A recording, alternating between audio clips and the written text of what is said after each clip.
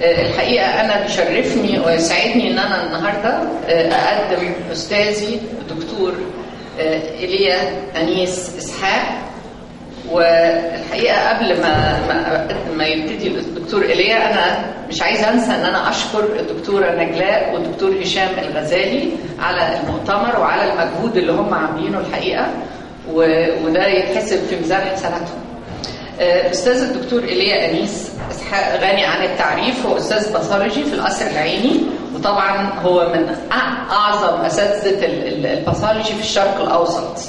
والنهارده التوبكس باثولوجي of high risk lesions and ductal carcinoma in situ. اتفضل. It's really my pleasure to be here with you today. I know I'm fortunate I'm going to speak pathology, not radiology, but I'll try to be as clear as possible. Pathology of high-risk lesions and DCIS. Really, we have a lot of pathological changes that are really worrisome and needs very proper management. Sometimes further management, sometimes surgery, sometimes extra surgery. I'll try to pass very quickly in some of them. Intraductal proliferations. Usual ductal hyperplasia is not pre-malignant by definition. That's why I admit. Atypical ductal hyperplasia is a worrisome lesion. Ductal carcinoma in situ with all its types are really worrisome. Usual ductal hyperplasia, we have solid fenestrated micropapillary, variable size. These things are very important in the diagnosis. The atypical slits and the irregular fenestrations and spaces being at the periphery are all indicative of a benign nature. The stretching of the epithelial columns is never in malignant lesions. Micropapillary or gynecomastoid. This is one of the lesions that sometimes is overinterpreted. Prominent cellular swirling. This swirly circular pattern, once, in spite of the fact it's very cellular, this is not an indicative of any malignant nature. Ductal hyperplasia, sometimes the usual ductal, which is totally benign, can have necrosis. So the presence of necrosis does not signify malignancy. All usual ductal hyperplasia will show irregular positive staining for ER. And all of them will give a positive staining for cytokeratin 5/6. Sometimes this is very useful if you're in trouble. 5/6 will solve the problem. Atypical ductal hyperplasia is an epithelial proliferation confined to the ductal lobular system. It's controlled at least in part by neoplastic cell population. We had an old definition by Tafazoli and Norris that any lesion exceeding 2 millimeter in maximum dimension showing the criteria of in situ carcinoma is always under the umbrella of an in situ carcinoma. Lesions that are less than 2 millimeters in the maximum dimension, they used to consider as atypical ductal hyperplasia. The WHO really added some things. This lesion, half of the field is definite in situ. And the other half is simply a usual hyperplasia. These lesions are considered as atypical ductal hyperplasia, having both the neoplastic and the benign in the same tubulolobular compartment. This is the same. These are neoplastic components, and by definition, the irregular spaces, this is not neoplastic. In the same unit, this is atypical ductal hyperplasia. Micropapillary pattern, and this is the low power and the high power. This is a rare lesion, what we call severely intraductal proliferation of the terminal duct lobular system. The epithelial components are neoplastic. It is in one duct lobular system. Usually they are always less than 2 millimeters. These lesions are really worrisome, and whenever we have them, we should have a wider resection because we can never swear what's nearby. All atypical ductal hyperplasias, the cytokeratin 5/6 will stain only the myoepithelial lining, and the epithelial components are negative. Ductal carcinoma in situ is characterized by the presence of neoplastic epithelial cells confined to the ductal lobular system with an intact basement membrane.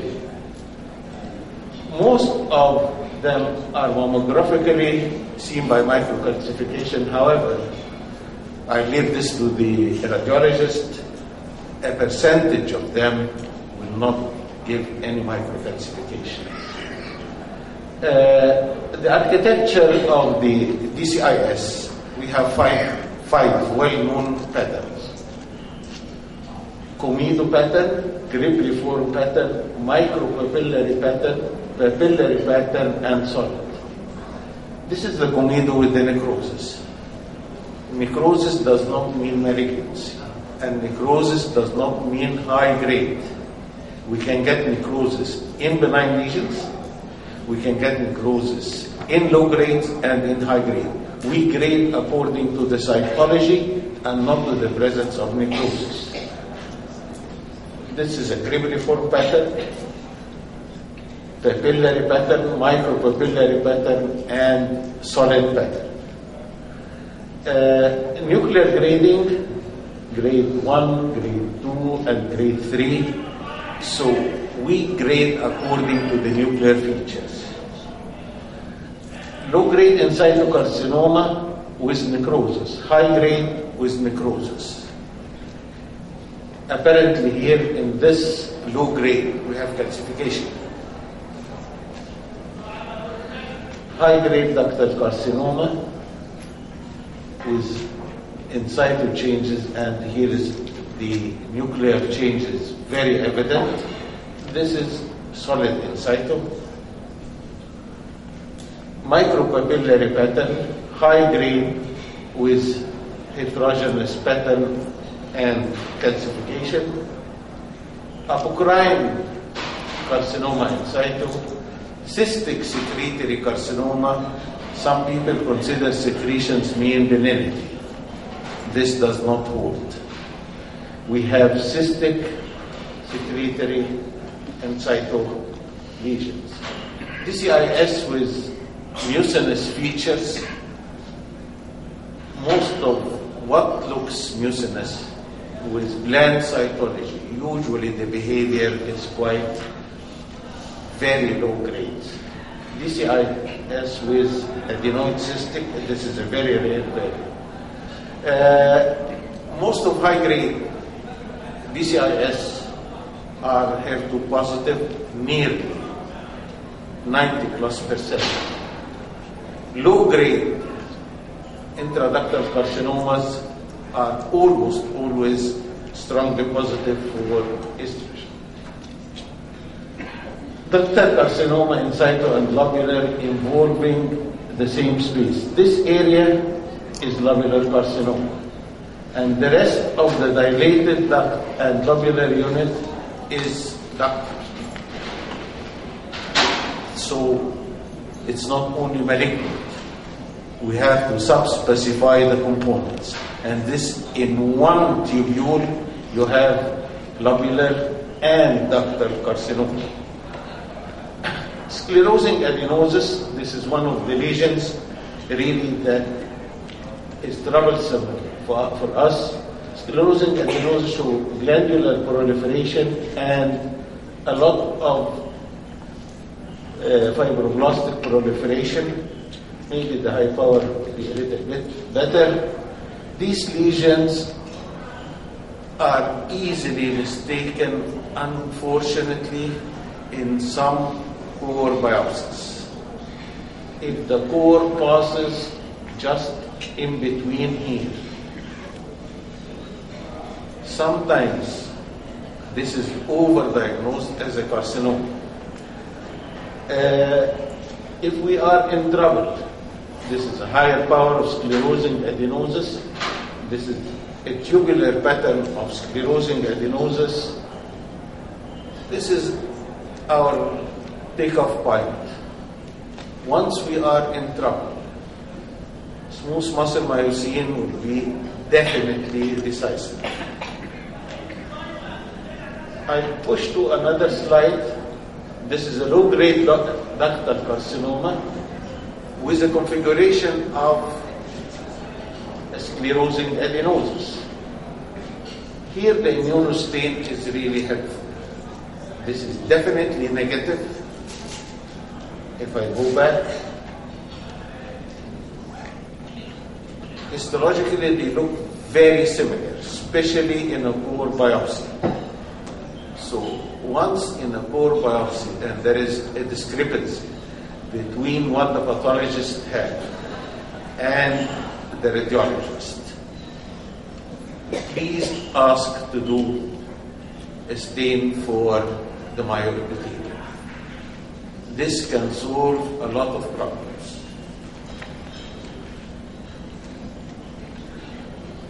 A radial scar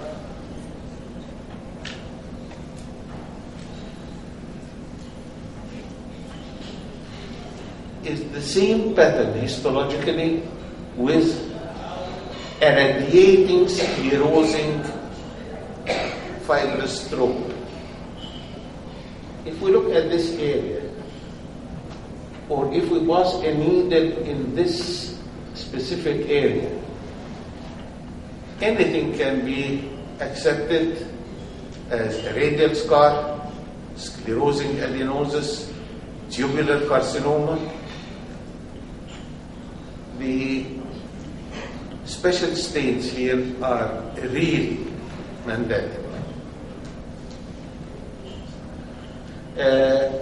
Columnar cell lesions, this is maybe relatively new to here, but it's at least for 7-8 years now. Columnar cell lesion is not neoplastic. Columnar cell hyperplasia is preneoplastic. Flat epithelial atypia is a little bit prone to change malignant.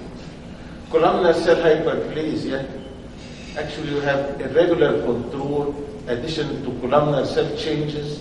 Cells will show cellular stratification, more than 2 layers, crowding and overlapping of the nuclei. I'll give examples better. This is a regular columnar cell change with columnar cell lining and no stratification. Just if we push a little bit more, this is what we call columnar cell hyperplasia, where you get stratification and overcrowding of the nuclei. This lesion is worrisome and can change, or please look in the nearby pathology. Columnar cell hyperplasia always It looks a little bit troublesome, لكن the snouts will speak of a benign nature. But it is a lesion that should be followed. Medium power and high power views of these atypia. This is flat epithelial atypia. You don't have any proliferation center, but you have multiple layers of overcrowded nuclei.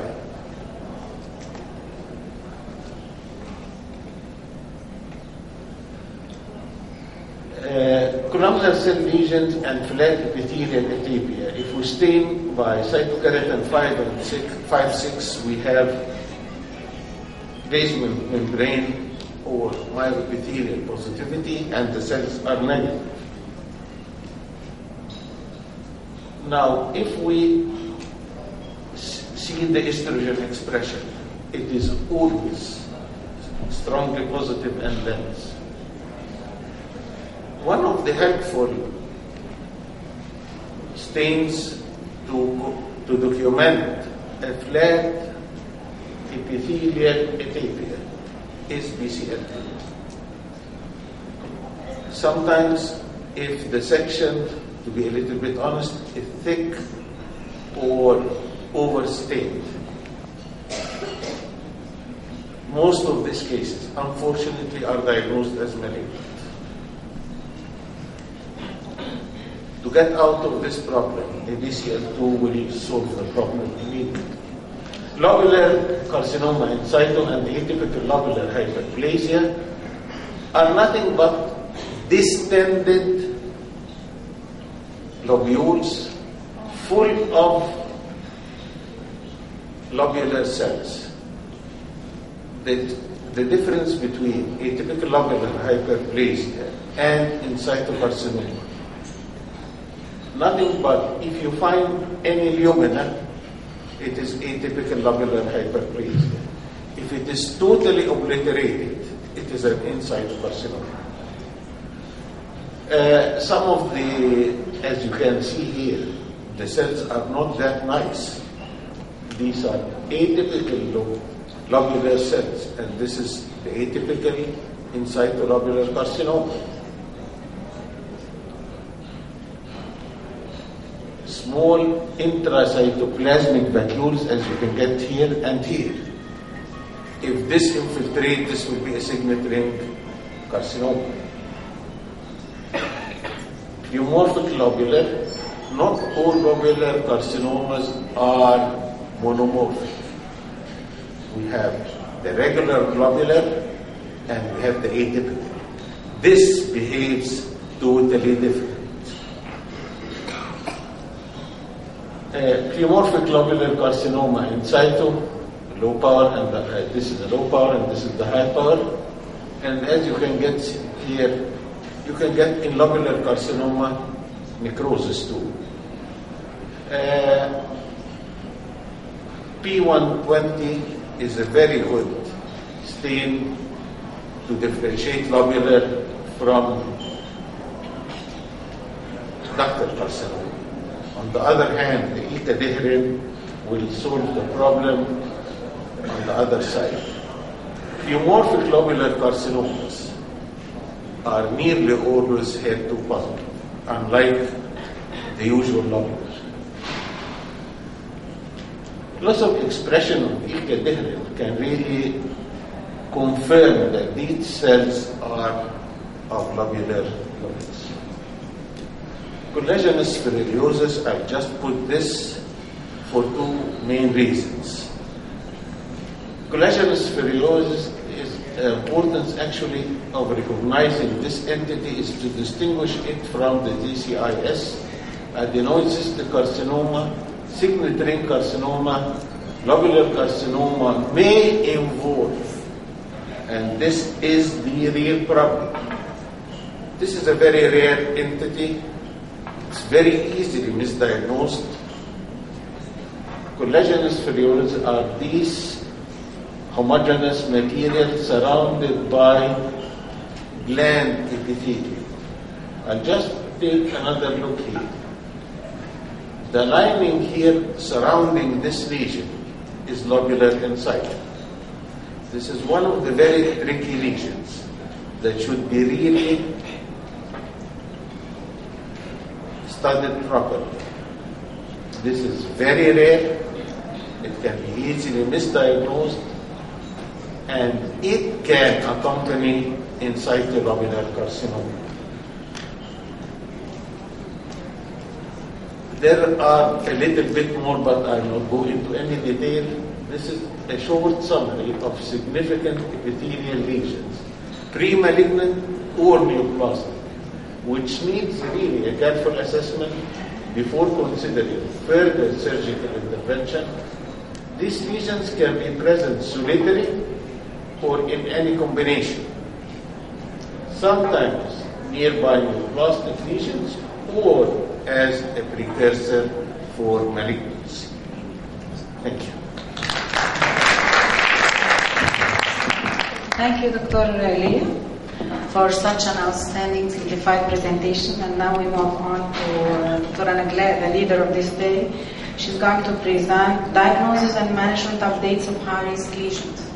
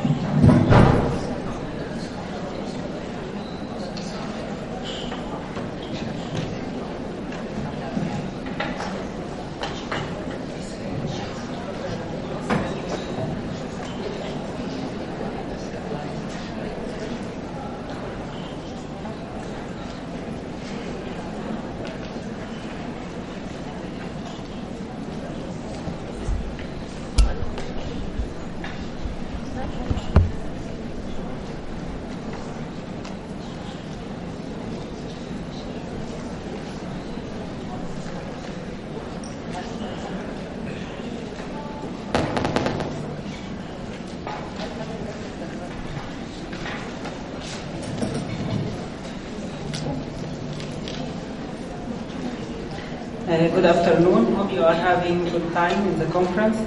Actually, it's very difficult to present after my great professor, Professor Elias. But I will cover the diagnosis and management of high-risk lesions. High-risk lesions, including flat epithelial atypia, atypical ductal hyperplasia, lobular neoplasia, radial scar, papillary lesions, mucocele-like lesions. They are often found incidentally on the diagnosis of core needle biopsy. The objective of this presentation is to give a review of literature to discuss the controversy and the lack of consensus in the management of high-risk lesions, and also to give our experience in such lesions. I will not repeat what was covered by Dr. Elia, but for flat epithelial atypia, however, management of columnar cell alteration associated with low-grade cytoplasmic atypia, the epithelial atypia and ductal intraepithelial neoplasia grade 1 tumors by the World Health Organization classification of breast tumor have a great controversial in management, and there is no guidelines and no consciousness regarding the need for subsequent surgical excision. Flat epithelial atypia present in mammography as a fine and amorphous microcalcification. Atypical ductal hyperplasia is another important entity rendered when examination found at the core needle biopsy. This type of lesion has greatly underestimated at core needle biopsy, and this is the problem. That's to say that usually atypical ductal hyperplasia is associated with a focus of DCIS but underestimated at core needle biopsy, and the upgrade rate found at surgery after core needle biopsy reaches 39%.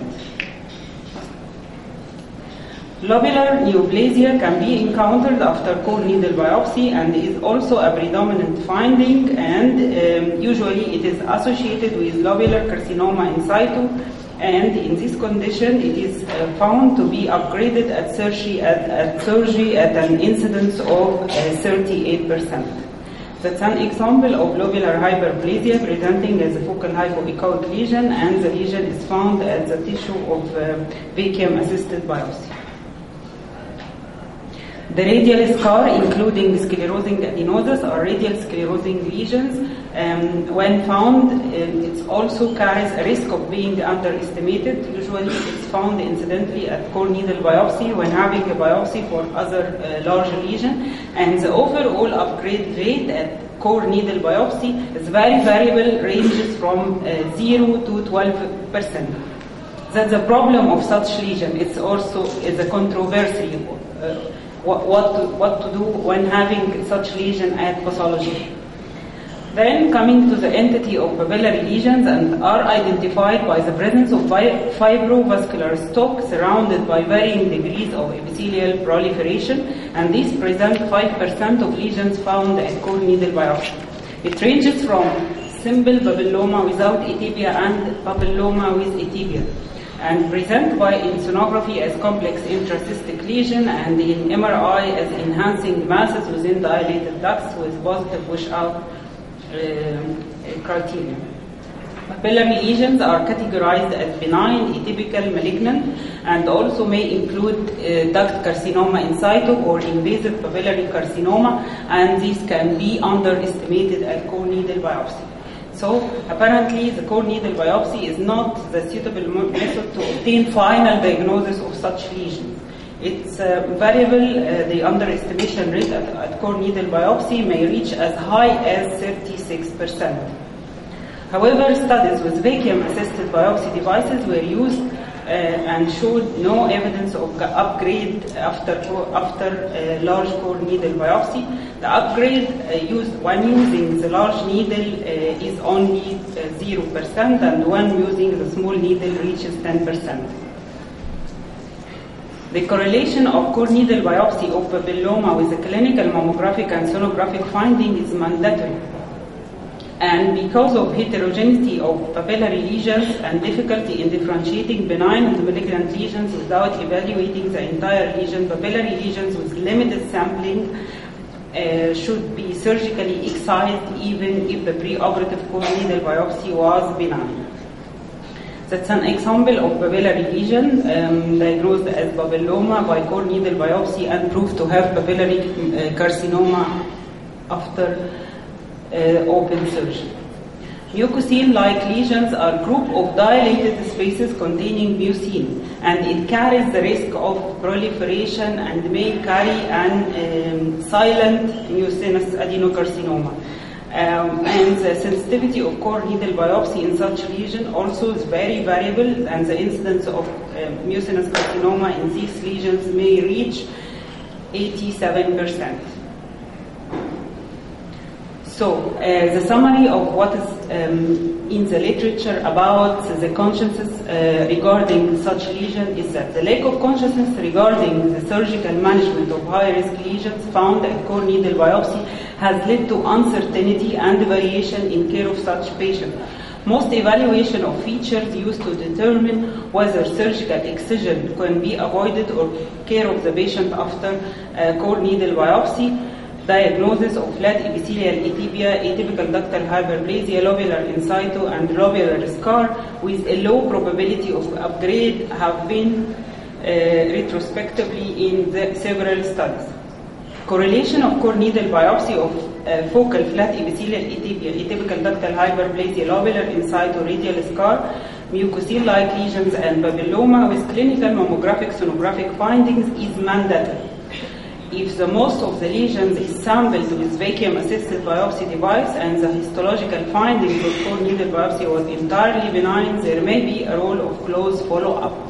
So we follow up if only the biopsy was taken by vacuum-assisted biopsy, macrobiopsy. The later proposition has been validated in a large prospective multi-institutional studies to determine whether specific clinical and pathological features can be used to predict sufficiently low probability of malignancy and thus to avoid surgery. In the year 2011, survey of 1,015 practicing breast radiologists, breast surgeons, 20% academic and 80 were private, were asked about their preferred management of the high-risk lesions, including ADH, ALH, lobular in situ, flat epithelial atypia, radial scar, and papillomas. And the results was recorded in the meeting of the American Society of Breast Surgeons. It was as follows. Excisional biopsy was recommended of most of the patients when core needle biopsy of high-risk lesion was present.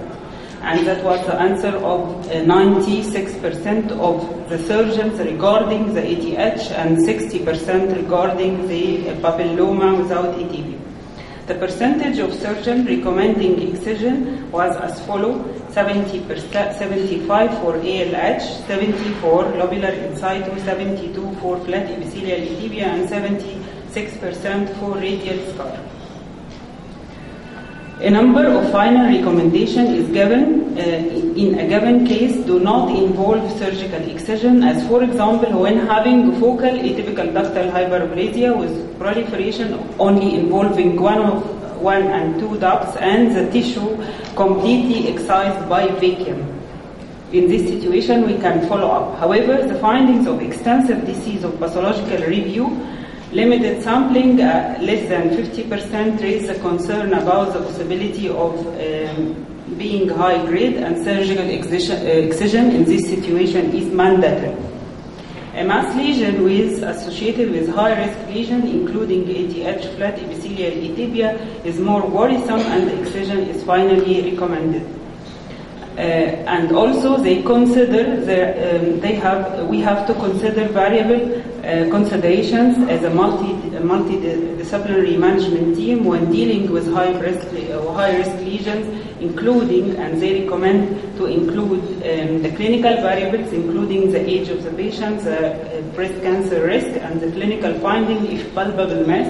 So the palpable abnormality, when having palpable abnormality, we go for surgery. As regards the imaging finding, when having mass and asymmetry, density, and calcification, go for surgery. When having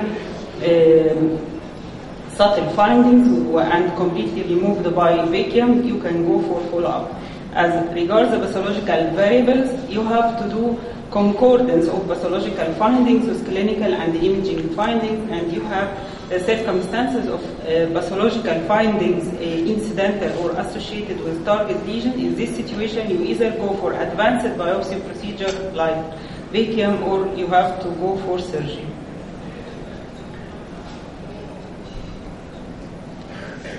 So, the take-home message, there have been yet not addressed many consciousness about the risk associated of finding ATH, ALH, lobular in situ at percutaneous breast biopsy, one of which, whether more focal lesion, convey the same level of risk for extensive disease. Nevertheless, diagnosis of one of these lesions has traditionally been associated with increased risk of development of breast cancer and necessitate risk counseling and management. Women with proliferative disease should strongly consider risk reduction therapy using tamoxifen, and have been found to reduce the risk of development of breast cancer overall in one half of these conditions. However, for women with atypical ductal hyperplasia, this risk reduction is substantially more important, reducing the woman risk the same like breast conserving surgery. The reduction is comparable to the results of prophylactic mastectomy, and although not achieving these levels of risk reduction, women with lobular in situ, post-tamoxifen and ralixifan has found to have some side effects. However, for most of women, the benefits of risk reduction surgery far outweigh the associated with albeit small anti-estrogenic therapy like having venous thrombosis. That was written, that was the review of literature about the topic, and I will present very fast our experience. That was a study, a big study with my colleagues from the surgery, pathology, and oncology department in Qasr Al Aini and Ain Shams. It's image-guided breast lesion excision biopsy devices versus vacuum-assisted in palpable and non-palpable high-risk lesions. Among the researchers in the study, Dr. Elia and Shadi Elia, Omar Sharif, Omar Zakaria, Professor Osama Sliman, and Dr. Heba Khalil. The aim of our study was to compare the diagnostic efficiency of BLESS to vacuum. BLESS and vacuum are large needle biopsy devices, but they are different in the procedure. The vacuum-assisted biopsy device can take the sample in pieces. However, the BLESS breast lesion excision biopsy being incorporated with radio frequency, so we can remove the lesion as one piece. The study included 400 cases, 380, 190 were done using the BLESS and 190 were done using the vacuum, and the results were compared.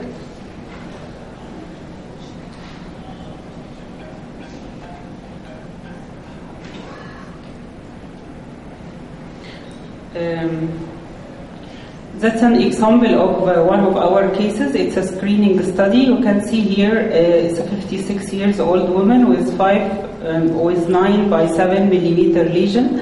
It shows few spots of microcalcification, less than 4, and we categorize this lesion as BI-RADS 4A.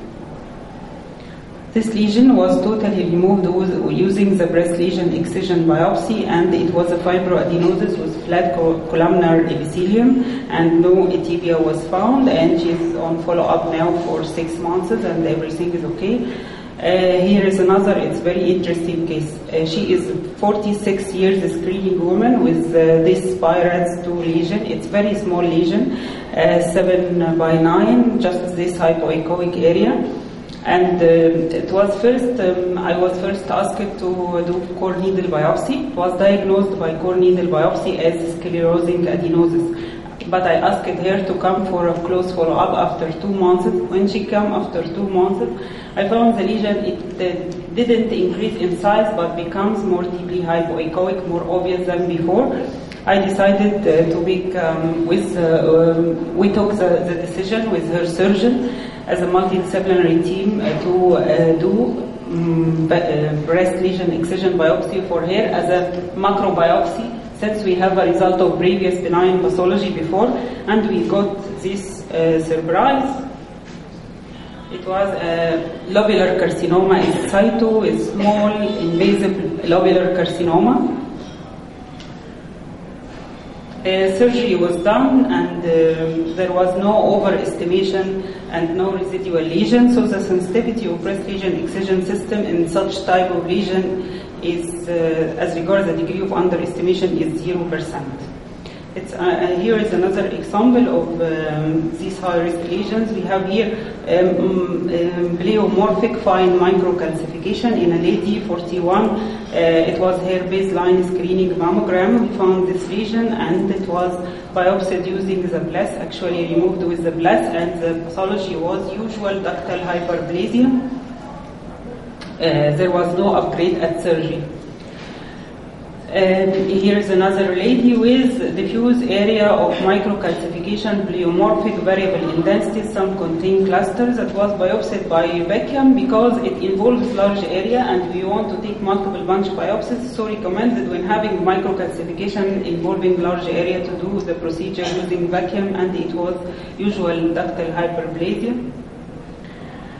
Here is another similar case. You have very fine microcalcification, difficult to be seen, very difficult, and it was proved by vacuum. This is vacuum, not BLESS, but it's the needle of Bard that gives a tissue like اللحمة المفرومة. It's like This is vacuum, not BLES, and these are microcalcification. It's very much recommended to have sample radiography following the biopsy in order to be sure that you got enough microcalcification. It was proved to be ADH, and open surgery was done, and there was focus of DCIS found at surgery. That's to say that vacuum-assisted biopsy can have some underestimation, but the underestimation rate is not as core needle biopsy. The underestimation rate we will see in the results. We classified our patients into 3 categories: the benign, the high risk, and the malignant cases. The high-risk lesion in our series represents 31%, so we have a good number of high-risk lesions, 60 patients to analyze, and among these, all cases were successfully done using the BLAS and vacuum. As regards the results of the BLAS, we have no pathological upgrade found in any of the cases after surgery. However, after vacuum-assisted biopsy, we have 20% upgrade at surgery, after surgery. This is a comparison between the high-risk lesions, including ALH, ADH, lobular in situ, and DCIS. As regards the underestimation rate, as you can see, there was no underestimation found after the BLAS because the lesion was totally removed, maybe because all my lesions were below 12 millimeter, excluding the diffuse microcalcification. But by vacuum, we have underestimation rate as follows.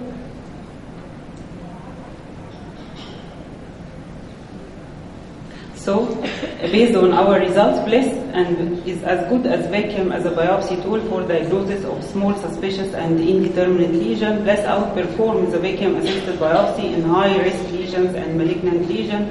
And BLES is 100% sensitivity as regards the histopathology concordance to open biopsy, and no underestimation found. So we can conclude that BLES and vacuum-assisted biopsy are primary methods for histopathology of small, suspicious, and borderline lesions, what we call the high-risk lesions and unclassified microcalcification, which is their main presentation and mammography. There are some limitations for BLES, including lactating females, because the radio frequency changes the quality of milk, and also cannot be done in breast implants and when patient with pacemaker. All are contraindications to radio frequency.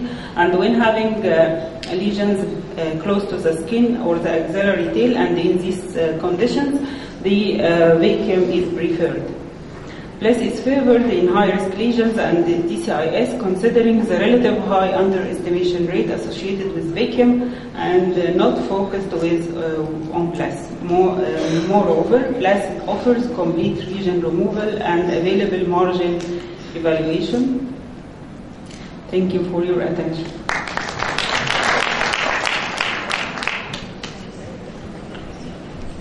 Thank you, Dr. Nagla, for this valuable and nice presentation. Our next speaker is Professor Dr. Scadurotta, and the talk is about mammography and ultrasound of ductal carcinoma in situ.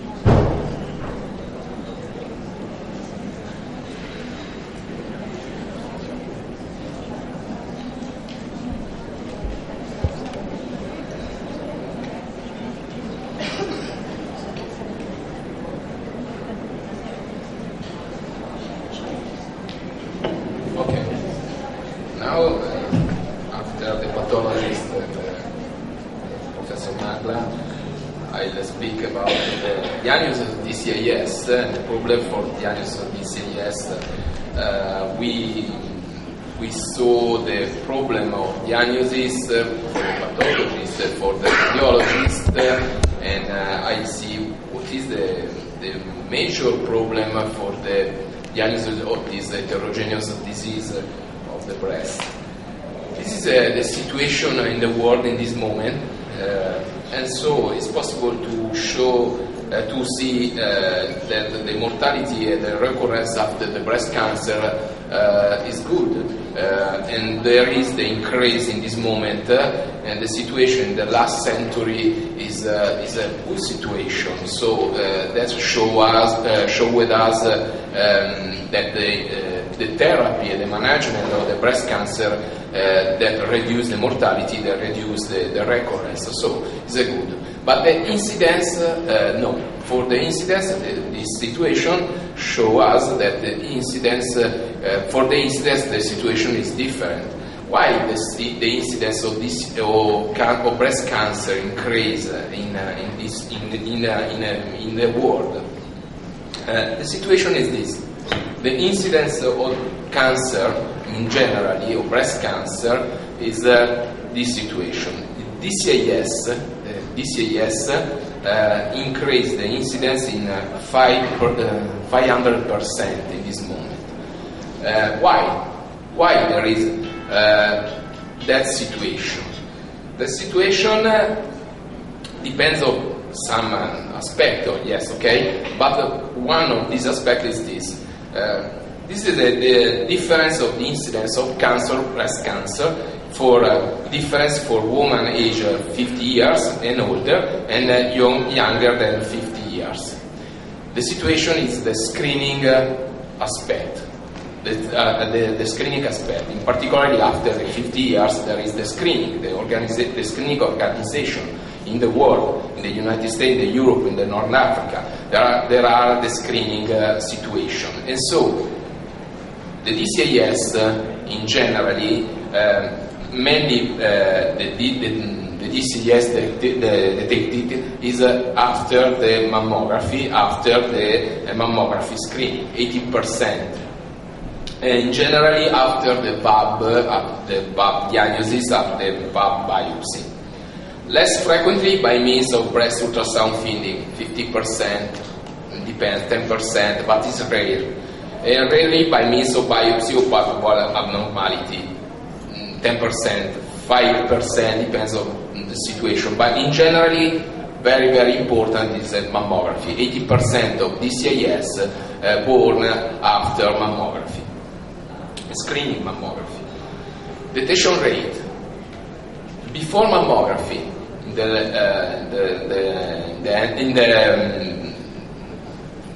50 years ago, 70 years ago, 5% of DCIS, the incidence of DCIS. After before 1980, 80%. After 1980, 30%. In this moment, in medium, 50%. The rule of mammography is this. DCIS, the pathology show with us the problem for diagnosis, for management, for difficult to understand the DCIS is an heterogeneous group of lesions with high variability in terms of morphology, genetic, biology, histology, and outcome. The problem is the biological characterization, and in particular to understand the progression in situ versus invasive cancer, the diagnosis, and the therapy.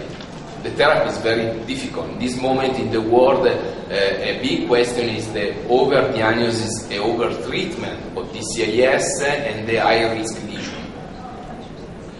DCIS, what is the DCIS? So, the pathologists show with us better than me, okay?